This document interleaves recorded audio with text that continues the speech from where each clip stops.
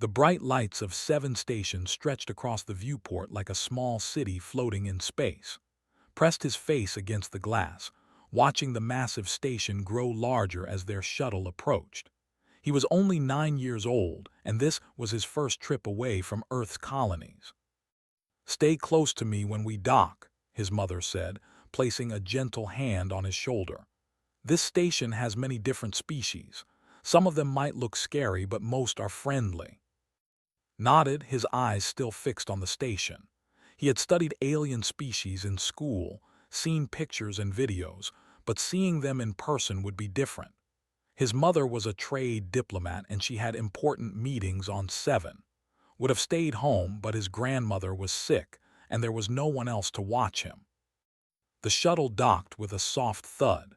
Checked her tablet one more time, reviewing her schedule. The meetings would take most of the day. She had arranged for to stay in the human quarters recreational area, where other human children sometimes played. They walked through the docking bay together. Eyes went wide as he saw his first real alien. It was a tall creature with blue skin and 4 arms. Then he saw another that looked like a giant insect. Some aliens walked on 2 legs like humans, others on 4 or more. Some floated, some crawled. "Amazing, isn't it?" Smiled at her son's wonder. They made their way through the crowded corridors. Most aliens ignored them, busy with their own affairs, but noticed some of them staring. A group of large, reptilian creatures watched them pass. Their eyes were cold and they whispered among themselves. These were though didn't know their name yet. Felt the stares too. She had heard that they were angry with Earth. Last month, Earth had refused a trade agreement that heavily favored the human leaders called it unfair, almost slavery. They called it disrespectful.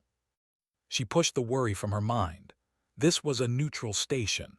There were rules, security, laws. Nothing would happen here. They reached the recreational area. It was empty today, no other human children around. Knelt down to level. "I'll be in conference room 7 Alpha. It's just 2 corridors away.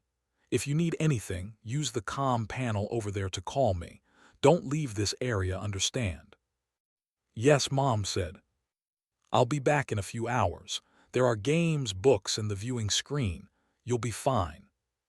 Kissed his forehead and left. Watched her go, then turned to explore the room. He found a game console and started playing. Time passed quickly. He didn't hear them enter. 4 stepped into the room, moving silently despite their size. They were each over 7 feet tall, covered in dark green scales, with powerful arms and sharp claws. Their faces were reptilian, with too many teeth. Looked up from his game and froze. Something in their eyes made his heart race. "A human child," one of them said, its voice a deep hiss. "Alone." "Please, I'm just playing," said, his voice small. "My mom is in a meeting nearby." "We know where your mother is," another said. "She is the diplomat who helped Earth refuse our generous trade offer." "I don't know about that," said, backing away. "I'm just a kid." "Yes, just a child," the leader said, stepping closer. "And your people need to learn a lesson about refusing the—" Ran for the door, but they were faster. A large clawed hand grabbed him, lifting him off the ground. He screamed, kicking and struggling. "Help, someone help." But the recreational area was soundproofed for children's play. No one heard. They carried him through back corridors, paths used by station maintenance. They knew exactly where the security cameras didn't reach.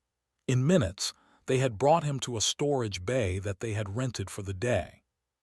Inside, they had set up recording equipment. "What are you doing?" cried, tears streaming down his face. "Let me go." "We are sending a message," the leader said. "The galaxy will see what happens when someone disrespects and your weak species will learn their place." They turned on the cameras and began broadcasting on local channels. Stations and ships within the sector could tune in. What followed was terrible. They hurt the small boy while the cameras recorded everything. They wanted to show their power, to prove humans were weak and helpless, screamed and begged. He called for his mother, for anyone to help him. On the station, some aliens saw the broadcast and turned it off, uncomfortable. Others watched and did nothing. A few actually laughed, enjoying the entertainment. The station security was controlled by species friendly to the. They claimed they were investigating but never came. In conference room 7 Alpha's tablet buzzed with an emergency alert. She looked down and saw the live broadcast. For 3 seconds her mind couldn't process what she was seeing. Then she recognized the small jacket, the dark hair, and finally the face. She screamed. She ran from the conference room, following the signal source. Other humans on the station had seen the broadcast too. They ran with her, but they had chosen their location well. By the time they arrived, the broadcast was ending. Burst through the door of the storage bay. They stood there looking satisfied, and on the floor was, barely moving, barely breathing. "My baby," sobbed, dropping to her knees beside him. "No, no, no." She gathered him into her arms. He was alive but hurt badly, so badly. "Call medical," she screamed at the other humans. "Call them now." They walked past her, unbothered.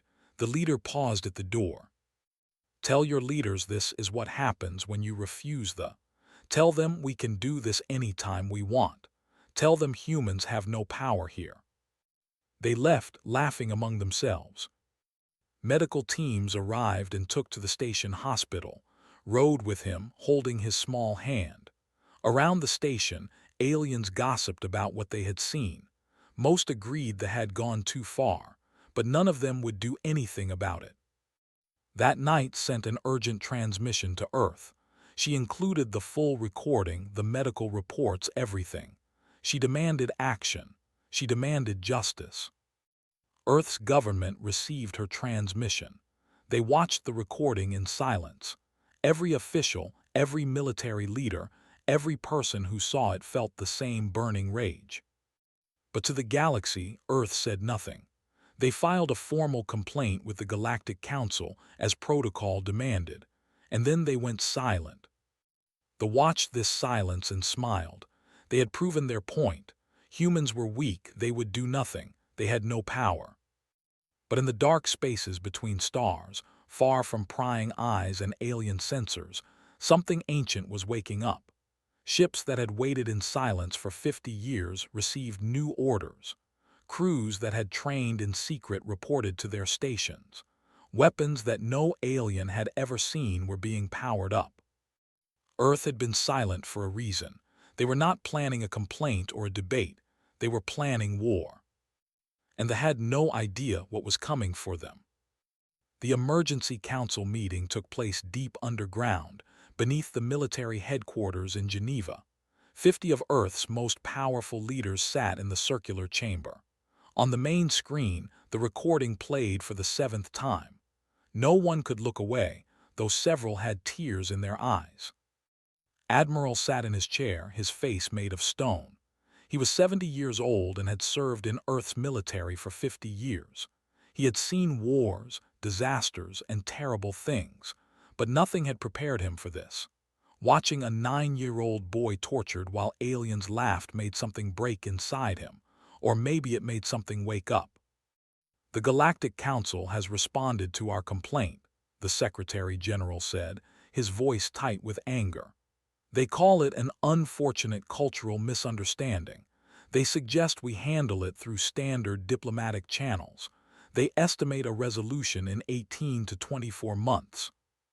2 years, someone whispered. They want us to wait 2 years while those monsters walk free. We could impose economic sanctions, another suggested. Stop trade with the and any species that supports them. They would laugh at us, Admiral said quietly. Everyone turned to look at him. They and their allies control 40% of the known trade routes. We control 5%. Economic sanctions would hurt us more than them. Then what do you suggest, Admiral? The Secretary General asked. Admiral stood up slowly. He walked to the center of the chamber, his old legs steady and strong. I suggest we activate protocol, he said. The room went silent. Several people gasped. Protocol was the deepest secret Earth had. Many people in this very room didn't know the full details. "Are you certain?" the Secretary General asked. "Once we start, we cannot go back." "I am certain," said. "The galaxy thinks we are weak. They think we have no power. They hurt our children and expect no consequences. It is time they learn the truth." "The Galactic Council will." "The Council just told us they don't care about our children," interrupted. "Why should we care about their opinions?" He pulled out a small device and pressed a button. A new image appeared on the screen. It showed a star map, but not one most people recognized. Scattered across it were hundreds of small dots. "For 50 years we have been building a fleet," explained. "Not in Earth's orbit where satellites can see. Not in Mars' shipyards where aliens visit. We built them in the dark spaces between stars, in hidden asteroid bases, in mobile construction platforms that move constantly." The dots on the map began to move, forming into organized groups. "We took our time. We studied every alien species, every technology, every weapon system we could learn about. And then we built better versions, much better versions." A video began playing. It showed a massive warship, dark as night, bristling with weapons. Then another and another. Hundreds of ships of all sizes. "We called them the Ghost Fleet," continued, "because for 50 years they have been ghosts. Nobody knew they existed. Alien intelligence agencies never found them. Their sensors never detected our construction. We made sure of that." "How many ships?" someone asked. 2,300 warships of various classes," said, "plus support vessels, transports, and mobile bases. Enough to challenge any military force in this sector of the galaxy." "Why?" the Secretary General asked. "Why did we build all this in secret?" "Because we learned early that the galaxy doesn't respect weakness," said. "We arrived in space friendly and peaceful. We wanted to trade, to share knowledge, to be equals. And species like the saw that as weakness. They pushed us, tested us, took advantage of us. We realized that someday they would push too far." He pointed at the screen where his image was frozen. "Today is that day," he said. The Secretary General looked around the room. He saw the anger, the determination, the hunger for justice on every face. "A vote then," he said, "all in favor of activating protocol." Every hand went up, not a single person opposed. "Then it is decided," the Secretary General said. "Admiral, you have full authorization. Bring our children home, and show the galaxy who we really are." Nodded and left the chamber. He took an elevator deeper underground, to levels that didn't exist on any official map. Here was the real military command center, the one that controlled the Ghost Fleet. Captain Na was waiting for him. She was 40 years old, former Special Operations, and she had helped plan this day for a decade. She had also watched the recording of. Her eyes were red. "Orders, sir?" she asked. "Find every ship, station, and colony," said. "I want complete intelligence on their entire empire, and I want the names and locations of the 4 who hurt that boy." "Already done, sir," Na said. "We've been tracking them since the incident. They're on a transport ship heading back to space.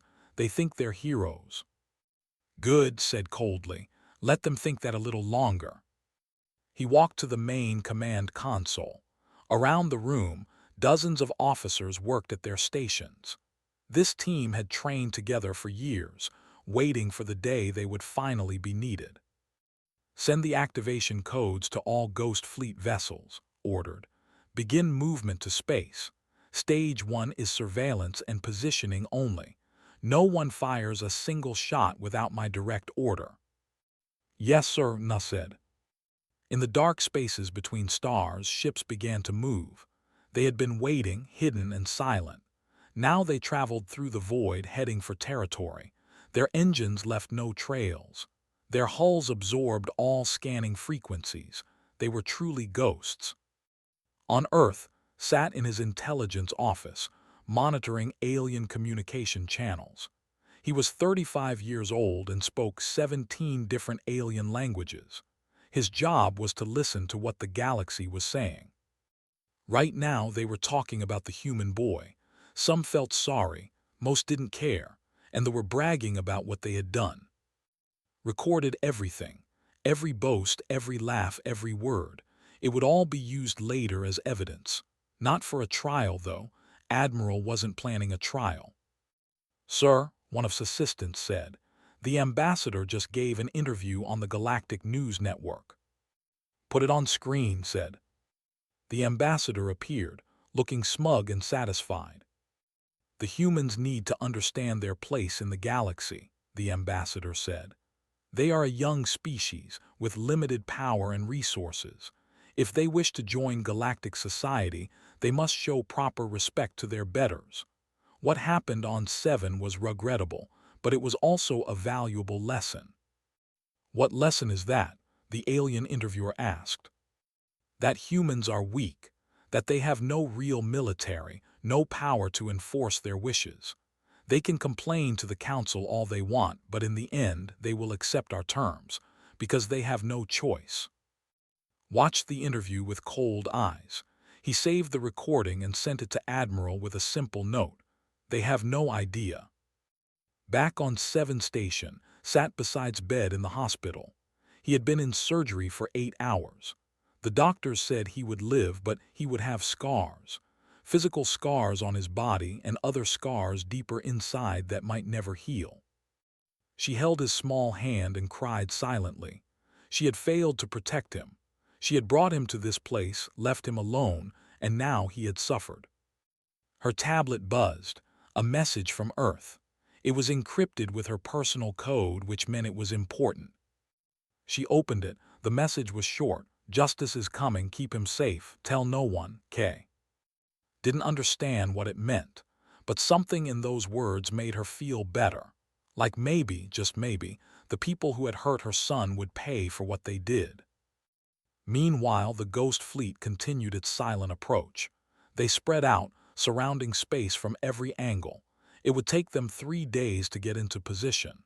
3 days of waiting, planning, preparing.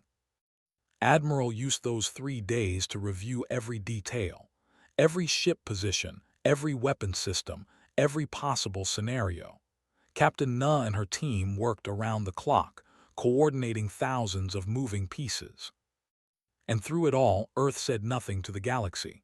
No threats, no warnings, no angry speeches, just silence. They noticed this silence and laughed. They thought it meant fear. They thought it meant humans accepted their place as the weaker species. They were wrong. On the 3rd day, every ship of the Ghost Fleet reached its assigned position. They surrounded space like a net, and then they waited for Admiral's order. He sat in his command chair, looking at the display showing every ship, every target. Captain Nuss stood beside him.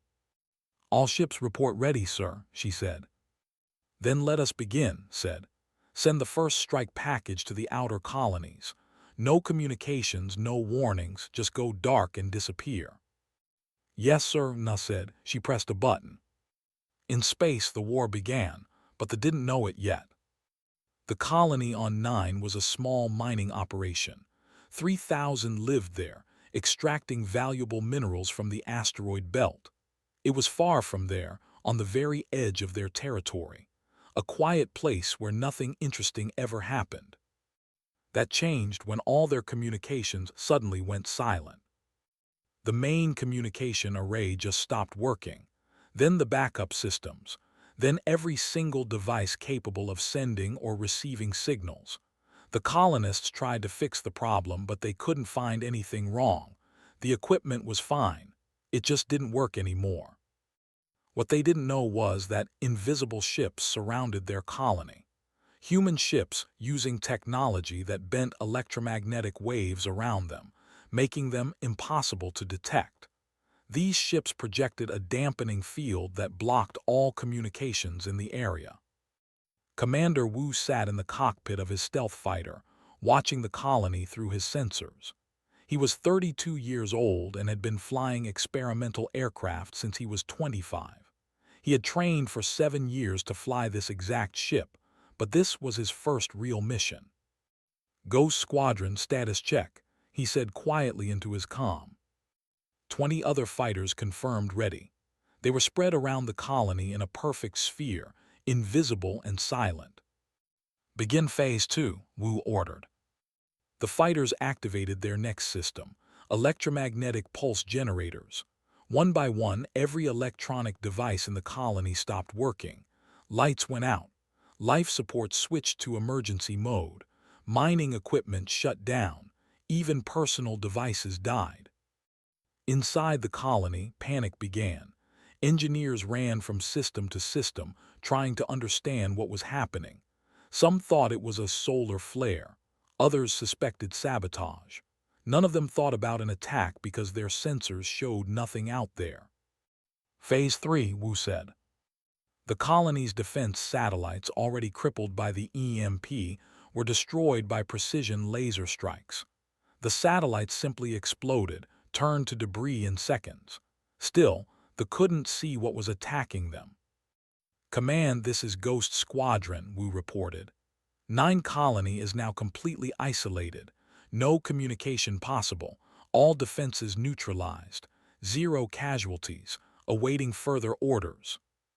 "Hold position, Ghost Squadron," came Admiral's voice. "Let them wonder what's happening." The same scene played out at 3 more outer colonies simultaneously. Communication blackouts, followed by systems failures, followed by destroyed defense satellites. 4 colonies went dark within the same hour, and none of them could call for help. The Defense Council noticed the problem 6 hours later, when the colonies missed their scheduled check-ins. "Probably equipment malfunctions," one counselor said. "These outer colonies always have technical problems." "All 4 at once?" another asked skeptically.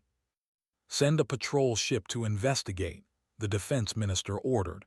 "Probably nothing, but we should check." 3 patrol ships were dispatched to the nearest silent colony. They arrived 12 hours later and found everything appeared normal from the outside. The colony was still there, still intact, just quiet. "This is Patrol Group 7 to Colony Command," the lead ship called. "We're receiving no response." They moved closer to investigate. As soon as they entered weapons range, 6 human frigates around them. The patrol ship's sensors suddenly showed enemy vessels where there had been empty space seconds before. "What in the captain started to say. The human ships fired, not to destroy, but to disable. Precision shots took out engines and weapons while leaving life support intact. The 3 patrol ships were crippled in less than 30 seconds. "This is Captain Na of the Earth Defense Forces," came a voice over their emergency channel. "Your crews will not be harmed. You are prisoners of war." "War," the captain said. "What war? Who are you?" "You should have thought about that before you hurt our children," Na said coldly. Then she cut the connection. The human frigates attached to the patrol ships and began towing them away, deeper into space where no one would find them. The entire encounter lasted less than 5 minutes. Back on the Defense Minister Rax received the news with confusion.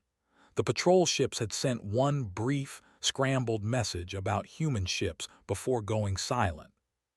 "Humans?" Rax said. "That's impossible. Humans don't have a military fleet. We've checked their systems. They have some cargo ships and a few converted cruisers, nothing more." "The message was clear, Minister," his aide said. "They reported multiple human warships using advanced technology." "Then they're lying or mistaken," Rax said. "Humans are weak. Everyone knows this." But over the next 2 days, 8 more colonies went silent. Then the defense platforms protecting the secondary shipyards stopped responding. Then an entire mining complex in the asteroid fields disappeared from sensors. Something was out there, attacking assets, and they couldn't see it coming. Doctor watched the operations from her station on the human carrier Resolute. She was an expert on alien species. Her job was to make sure the human forces understood biology, psychology, and culture. "They're starting to panic," she reported to Admiral. "Their defense council is meeting constantly. They've recalled ships from patrol routes to protect They don't understand what's happening." "Good," said. "They thought torturing a child would make them look strong. Let them feel helpless for a change." "Sir, we're detecting a large fleet forming up," Captain Na reported. "Looks like 50 warships, heading for the location where we took their patrol ships." "Expected," said. "Commander Wu, prepare your squadrons." Wu's stealth fighters moved into position along the route the fleet would take. They were completely invisible to sensors, blending with the background radiation of space. The fleet traveled for 3 days, 50 warships full of soldiers ready for combat. They had no idea they were being watched every second of the journey. "Sir," one of the navigators said, "I'm getting strange readings ahead. It looks like a gravitational anomaly." "Probably a natural phenomenon," the fleet admiral said. "We're in deep space. Stay on course." They continued forward. The gravitational readings got stronger. "Sir, this isn't natural," the navigator insisted. "The pattern is too regular, too organized." "Stop the fleet," the admiral ordered. But it was too late. The gravitational anomaly wasn't natural at all. It was the Ghost Fleet's weapon artificial gravity wells created by massive projectors on the human capital ships. The ships suddenly found themselves pulled in multiple directions. Their engines struggled against forces they couldn't understand, and then the Ghost Fleet all around them. 50 warships found themselves surrounded by 200 human vessels that had appeared from nowhere. Ships bigger and more advanced than anything they had ever seen. "This is Admiral of Earth," came a voice over the emergency channel. "You are surrounded. Power down your weapons and surrender." The Admiral stared at his screen in shock. Where had they all come from? How was this possible? "Fire," he ordered. "All ships open fire." The fleet launched everything they had. Missiles, energy weapons, kinetic rounds. For 10 seconds, space was filled with weapons fire. None of it touched the human ships. Energy shields absorbed the weapon blasts. Point defense systems shot down the missiles. The kinetic rounds were deflected by electromagnetic fields. "Their shields are too strong," one of the captains shouted. "Our weapons aren't getting through." "Then we return the favor," said calmly. "All ships disable them." The Ghost Fleet fired, but they didn't use conventional weapons. Instead, they used directed electromagnetic pulse beams. Each beam was focused on a single ship, overloading its systems without destroying the hull. One by one, the warships went dark. Their power failed, their weapons stopped, their shields collapsed. In less than 3 minutes, all 50 ships were drifting hulks. "Send boarding teams," ordered. "Take the crews prisoner. No casualties unless they resist." Marine Commander led the boarding operations. He was 28 years old, built like a tank, and had trained his entire life for combat. His Marines wore powered armor that made them twice as strong and nearly invulnerable. They breached the ships and moved through the corridors quickly. Most crew members surrendered immediately when they saw the human Marines. A few tried to fight and were quickly subdued with non-lethal weapons.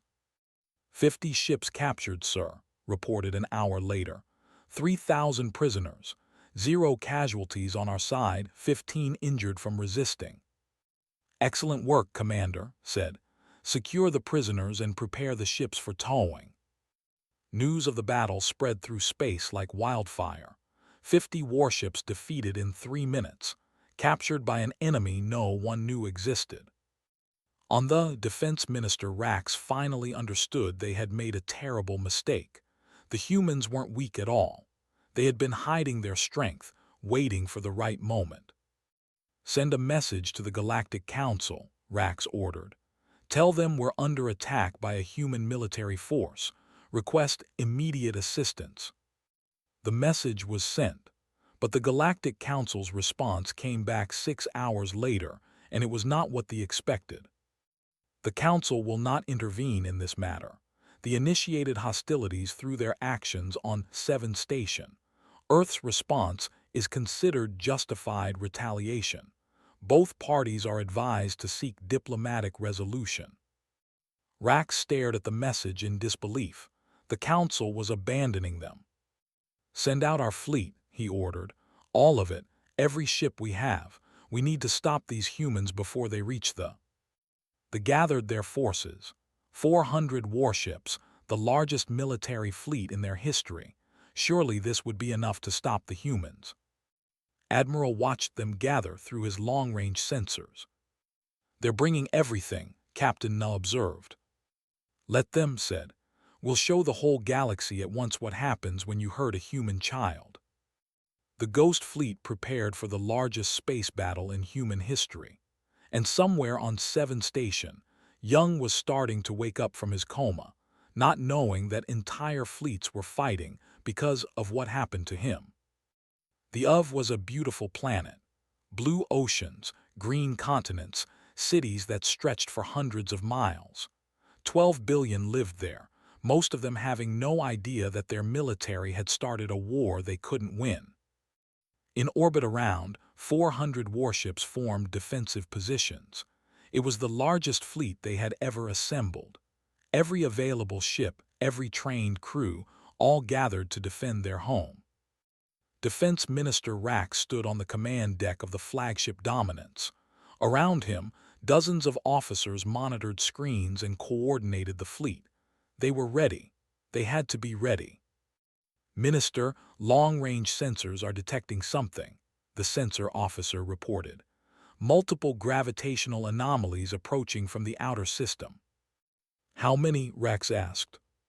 "I can't get a clear count, sir. The readings are distorted. At least 200 objects, maybe more."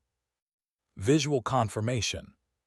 "Negative, sir. We can't see anything yet." Rax felt a cold fear in his stomach. The humans were coming.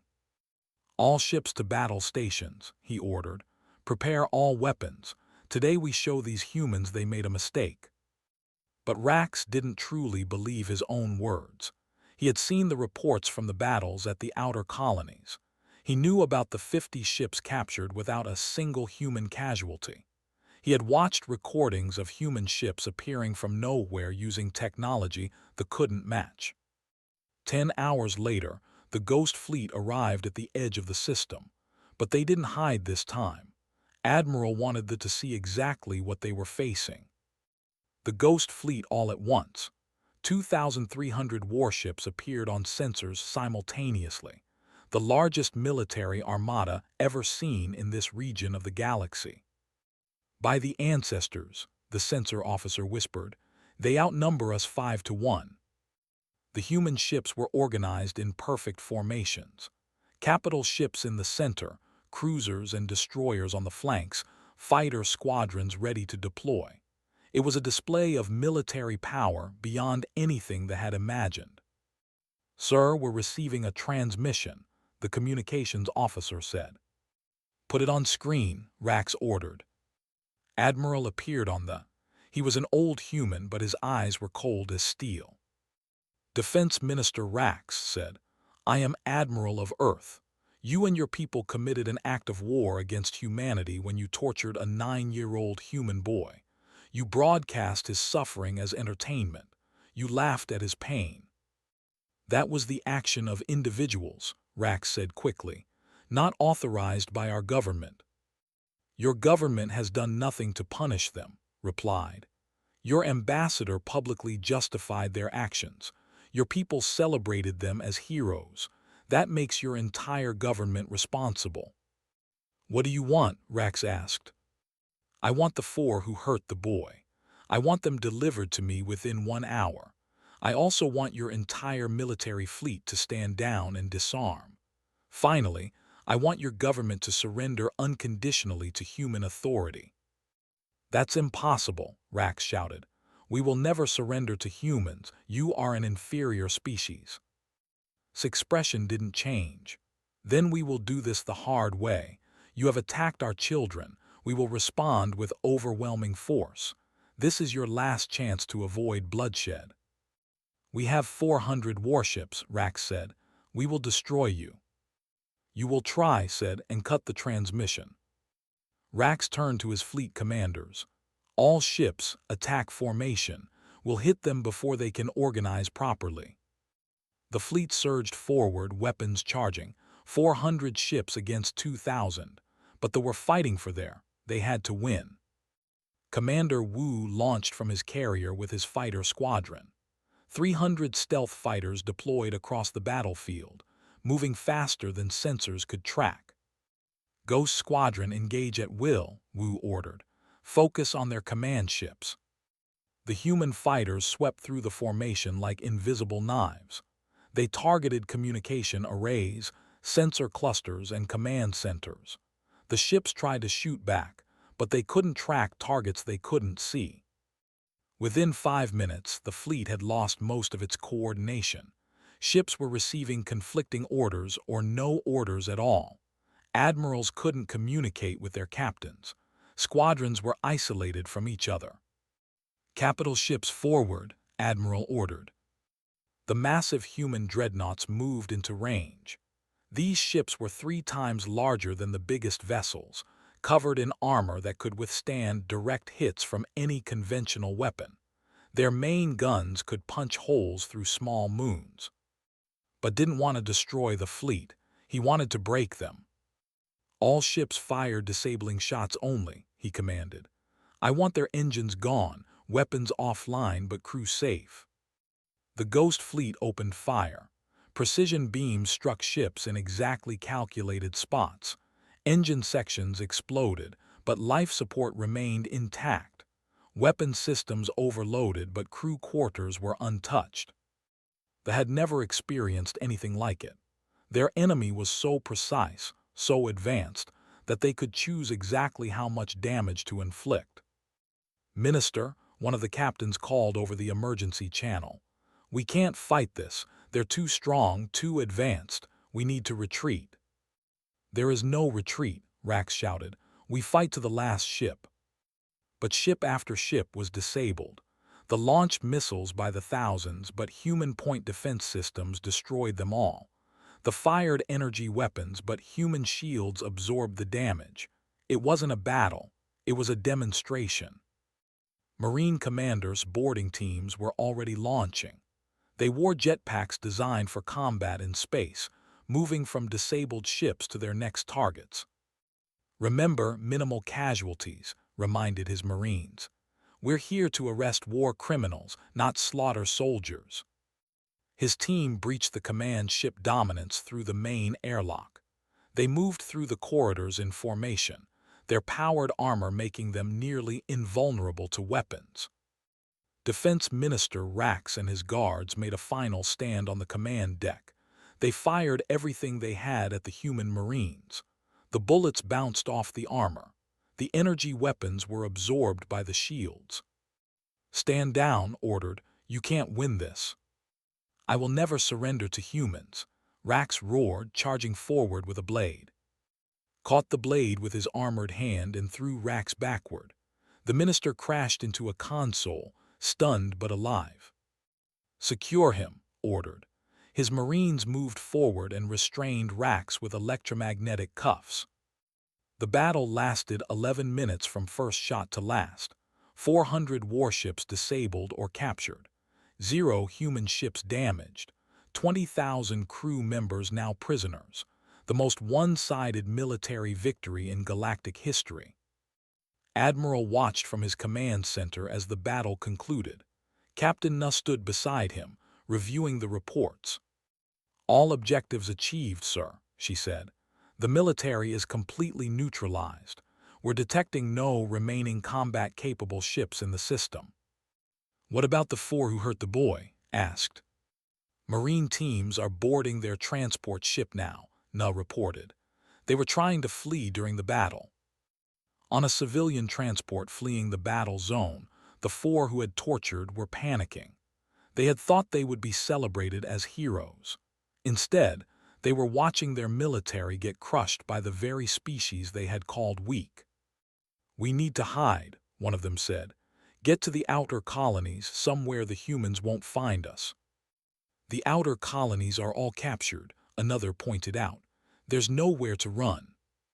The ship shuddered as something attached to its hull. They heard cutting sounds, then the airlock exploded inward. Human Marines poured in, weapons ready. The four tried to run, but there was nowhere to go. They were surrounded in seconds. "You four are under arrest for war crimes against humanity," the lead Marine said.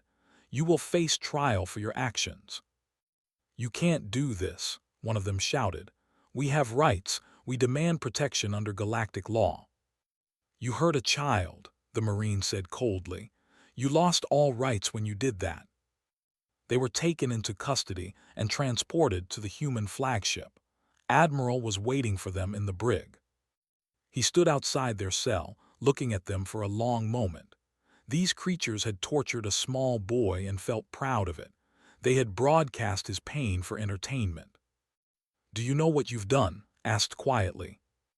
"We followed our culture," one of them said defiantly. "We showed your weakness." "No," said. "You woke something in humanity that we had hoped to keep sleeping. We came to space peacefully. We wanted to be friends with the galaxy. We were willing to accept being seen as the weaker species if it meant avoiding war." He stepped closer to the cell. "But you hurt our children, and we will never, ever allow that. You didn't show our weakness. You revealed our strength. A strength we had hidden for 50 years, preparing for the day someone would push us too far." "What will you do to us?" one of them asked, fear finally showing in his eyes. "You will stand trial," said. "And then you will spend the rest of your lives in prison, remembering the day you made the worst mistake in history." He turned and left them there, alone with their fear. On 7 Station, received a message. It was a video call from Admiral himself. "Ambassador," he said, "I wanted you to know that we have captured the 4 individuals responsible for your son's injuries. They are in custody and will face justice." Couldn't speak for a moment, tears in her eyes. "Thank you," she finally whispered. "How is he?" asked. "He woke up yesterday," said. "He's scared, he has nightmares, but he's alive." "Tell him," said gently, "that no one will ever hurt a human child again. I give you my word." The transmission ended, sat there for a long moment, then went to his room. He was awake, staring at the ceiling. "Mom," he said quietly, "why did they hurt me?" "Because they were cruel," said, taking his hand. "But they can't hurt anyone anymore. They've been stopped." "By who?" asked. "By people who love you," said. "By people who will always protect you." Nodded and closed his eyes. For the first time since the incident, he felt safe. The Galactic Council chamber had never been so full. Representatives from every major species in the sector had gathered for an emergency session. At the center of attention was the question everyone wanted answered. What would Earth do now? The Empire had collapsed in less than a week. Their military was destroyed or captured. Their colonies were under human occupation. Their government had surrendered unconditionally. And through it all, Earth had done something no one thought possible. They had revealed a military force that rivaled anything the galaxy had ever seen. Ambassador walked into the council chamber with Admiral beside her. She had been appointed as Earth's official representative 2 days ago. It was unusual for a parent of a victim to also be the diplomat, but Earth had made their choice deliberately. They wanted the galaxy to see the face of the mother whose child had been hurt. "The Council recognizes the human delegation," the Council speaker announced. He was a tall, crystalline being from a species that valued logic above all else. "We have called this emergency session to discuss the recent conflict and establish terms for peace." "Peace was already available," said, her voice calm but firm. "The Galactic Council could have provided it when we asked for help. When my son was being tortured on 7 Station, we filed a formal complaint. You called it a cultural misunderstanding and suggested we wait 2 years for a resolution." The council chamber fell silent. Several representatives looked uncomfortable. Ambassador, the speaker said carefully, we understand your anger, but— Do you? Interrupted. Do you truly understand what it feels like to watch your child suffer while the galaxy does nothing? She pulled out a small device and projected an image in the center of the chamber. It was a photo of before the incident, smiling and happy. Then another image appeared beside it, in the hospital, bandaged and broken. This is my son, said. He is 9 years old. He likes to draw pictures of spaceships. He wants to be an explorer when he grows up. He came to 7 because I had to work, and I thought a neutral station would be safe. More images appeared. The recording of the torture, though edited to remove the worst parts. Even so, several council members turned away. The did this, continued. And when we asked for justice, you told us to be patient. You told us to use diplomatic channels. You told us to respect the cultural differences of our attackers. The council operates on established procedures, the speaker said defensively. We cannot simply— You can, Admiral said, speaking for the first time. You choose not to, there's a difference. He stepped forward, his old eyes scanning the assembled representatives. For 50 years, Earth has been part of this galactic community. We joined peacefully. We followed your rules. We accepted that we were seen as a minor species with little power.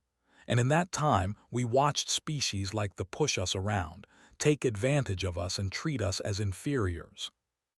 We offered you trade agreements, a representative said weakly. They had sent a new ambassador since their old one was in prison.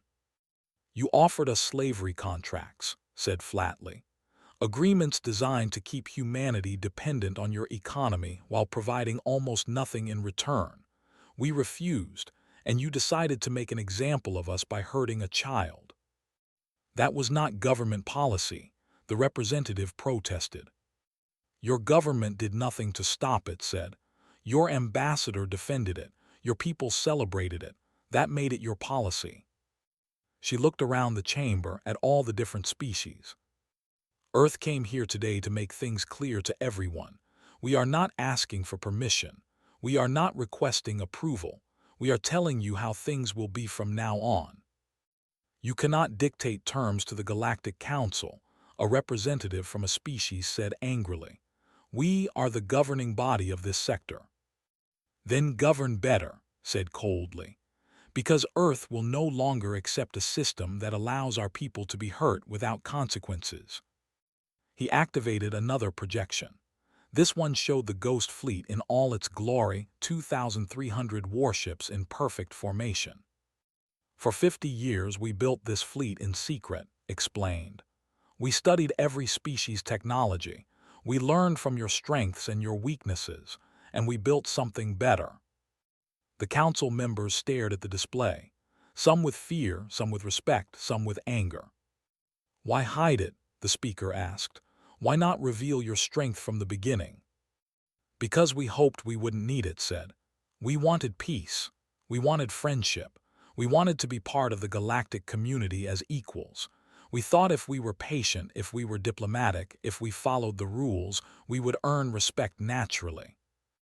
But respect isn't given to those who wait patiently, added. It's given to those who have the power to demand it. They taught us that lesson. Now everyone will learn it. What are your demands? The speaker asked. Pulled out a document and transmitted it to every council member's console. First, the 4 who tortured my son will stand trial under human law. They will be sentenced according to human standards, not galactic law. The representative started to object, but continued. Second, the Empire will be placed under human administration for a period of no less than 20 years. We will oversee their government, their military, and their foreign policy to ensure they never threaten another species again. That's conquest, someone shouted. That's justice, replied. They attacked us. We defended ourselves. Now they face the consequences. Third, Admiral said, Earth will be granted a permanent seat on the Galactic Council with full voting rights and veto power. This caused an uproar. Several species shouted their objections. The speaker had to call for order multiple times. "You cannot give yourself council authority," the representative said. "We're not asking," said simply. "We're informing you. If the council refuses, we will simply ignore the council and do what we think is right. Your choice is whether to have us inside the system or working outside it." The council chamber erupted in arguments. Some species supported Earth's demands. Others were outraged. Many were simply afraid of what this change would mean. Finally, the speaker called for silence. "The council requires time to debate these demands," he said. "You have 24 hours, said. "After that, we will assume the council's answer is no, and we will proceed without your approval." "You're giving us an ultimatum," the speaker asked. "We're giving you a choice," corrected. "The same choice you gave us when we asked for help. The difference is, we have the power to enforce our wishes. You can work with us or you can become irrelevant. Choose wisely." An admiral left the chamber. Behind them, the council erupted into chaos. 23 hours later, the council sent their response. They had agreed to all of Earth's demands. They didn't have a choice. The Ghost Fleet still surrounded space, and no one wanted to be Earth's next target. On-7 Station was finally strong enough to leave the hospital. His mother held his hand as they walked through the corridors. Other species they passed looked at them differently now. There was respect in their eyes. Some even looked afraid. Mom asked, "Why is everyone staring at us?" "Because things have changed," said gently. "Because of what happened to you, Earth showed the galaxy that we're not weak, that we're not going to be pushed around anymore." "Is that good?" asked. "Yes," said. "It means no one will ever hurt you again. It means humans everywhere will be safer." They reached their quarters and found a package waiting. It was from Admiral. Inside was a model of one of the Ghost Fleet's stealth fighters, along with a handwritten note. "Dear, this model is of the ship that helped keep you safe. When you grow up and become an explorer like you want to be, you'll know that Earth's fleet will always protect you wherever you go. You are braver than you know. Admiral." Held the model carefully, his eyes wide with wonder. For the first time since the incident, he smiled. On Earth, Admiral stood in the underground command center, watching as the Ghost Fleet began its return journey. Captain Na approached him with a report. "The trials will begin next week," she said. "All 4 defendants will be charged with multiple counts of assault, torture, and war crimes. They're expected to receive life sentences." "Good," said, "and the occupation of space?" "Proceeding smoothly. Most citizens are cooperating. They understand they don't have a choice. Our administrative teams are already working on restructuring their government." Nodded, satisfied. "And the rest of the galaxy?" "Quiet," Na said. "Very quiet. Every species is reassessing how they think about humanity. Trade requests are up 300%. Several species that previously ignored us are requesting diplomatic meetings." "Fear is a powerful motivator," said. "Is that what we want, though?" Na asked. "To be feared?" Thought about this for a moment. "We wanted to be respected," he said finally. "We wanted to be left in peace, but the galaxy wouldn't give us that. So yes, if fear keeps our children safe, then I'll accept it." He looked at the main display, showing Earth's colonies spread across space. "Our ancestors left Earth to explore the stars. They dreamed of meeting alien friends, of learning and growing together. That dream isn't dead, but now the galaxy knows the price of threatening us. Maybe that will give the dream a chance to survive." Commander Wu landed his fighter in the carrier's bay after a long patrol. He climbed out, tired but satisfied. His squadron had performed perfectly during the war. Not a single pilot lost, not a single mission failed. As he walked through the carrier's corridors, crew members saluted him. He was a hero now, though he didn't feel like one. He had just been doing his job, protecting people who couldn't protect themselves. He thought about the boy. He had never met him, probably never would. But Wu had seen the recordings of what happened to him. Every pilot in the Ghost Fleet had. It's why they fought so hard, why they were so precise, why they won so completely. Because they were protecting more than just territory or pride. They were protecting the right of human children to grow up safe. Doctor compiled her final report on the psychology. She had studied them extensively during and after the war. Her conclusion was simple. They had believed that might made right, that the strong could do whatever they wanted to the weak. Now they understood that humanity was stronger. That meant Earth could dictate terms, could reshape their society, could ensure they never threatened anyone again. "It's almost sad," said to her assistant. "They've built their entire culture around dominating others. Now they're the ones being dominated." "Is it sad when a bully gets expelled from school?" her assistant asked. "I suppose not," admitted. Marine Commander reviewed his troops. They had performed excellently during the war, capturing thousands of enemy combatants with minimal casualties on either side. He was proud of them. "What happens now, sir?" one of his Marines asked. "Now we go home," said. "We've done our job. The rest is up to the diplomats and politicians." "Do you think there will be more wars?" the Marine asked. "Maybe," said, "but not for a while. The galaxy has learned its lesson, and if they forget, we'll remind them." 3 months later, was formally installed as Earth's ambassador to the Galactic Council. She took her seat in the chamber, the first human to hold that position. Admiral stood behind her, retired from military service but present as her advisor. The council speaker welcomed her officially. "Ambassador, Earth is now recognized as a major power in this sector. We hope this marks the beginning of a new era of cooperation." "So do we," said. "But cooperation requires mutual respect. It requires every species to understand that attacking humans will have consequences." She looked around the chamber.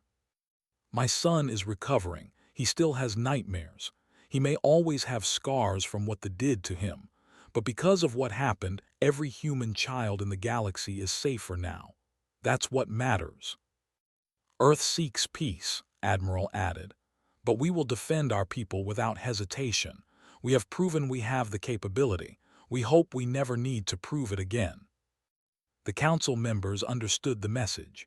Earth was offering friendship, but friendship backed by overwhelming force. As the session ended, thought about her son. He was back on Earth now, attending school, slowly healing. She had received a video from him just yesterday. He was smiling, playing with friends, drawing pictures of spaceships. He would still have difficult days ahead. The trauma wouldn't disappear overnight.